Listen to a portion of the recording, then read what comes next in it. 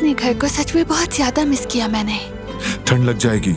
मैंने बहुत मिस किया। ये घर भी तुम्हें याद कर रहा था। तुम्हें कभी छोड़कर भी नहीं जाऊंगी।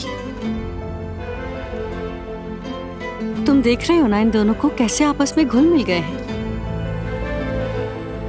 अब क्या हुआ? हमने तकरीब ना करने का फैसला किया है। ये क्या बात हुई फराद? गोल, शादी की तकरीब क्यों नहीं कर रहे? चाहे जो कुछ भी हो जाए याद रखना, ऑक्शन हमें जीतना है। मुखालिफ कंपनी को शिकस्त देना है। कारा भी खानदान से टक्कर लेना भूले उनकी। मैं भी सोच रहा हूँ कि कान की खुदाई के मामलात की जिम्मेदारी संभालूं। मैंने उस काम के लिए फराद को सोचा था।